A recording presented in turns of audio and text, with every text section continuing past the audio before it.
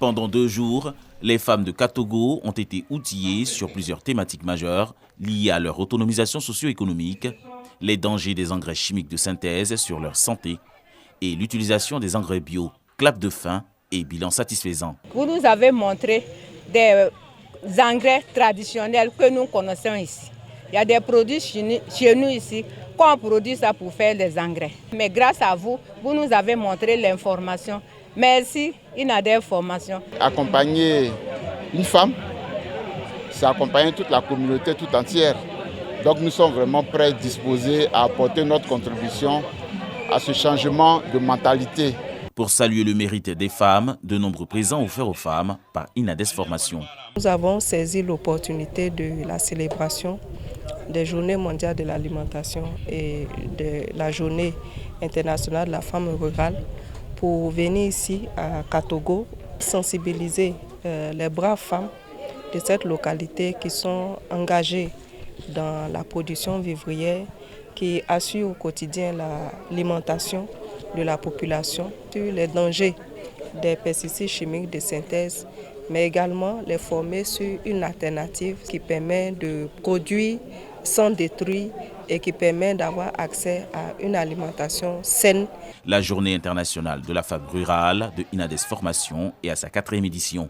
En 2023, c'est la ville de Ferkessédougou qui a abrité la 3e édition.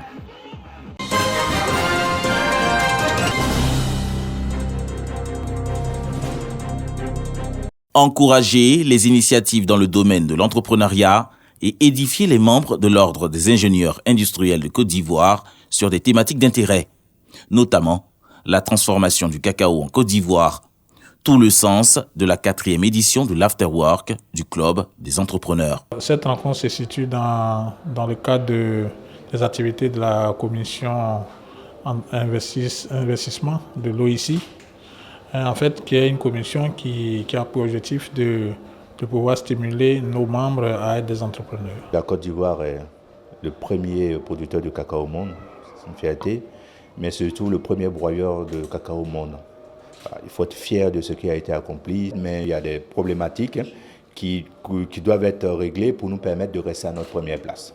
Donc il faut plus d'accompagnement au niveau des planteurs, pour pouvoir leur fournir des plans qui puissent résister aujourd'hui au changement climatique. La problématique qu'on a eue sur la campagne 2023-2024, c'est qu'on a eu de fortes chaleurs, on a tous constaté, qui ont fait que la production était moindre. Il y a des moyens pour y parvenir, il y a l'agroforesterie. La prochaine édition de l'Afterwork du Club des entrepreneurs se tiendra au premier trimestre de 2025.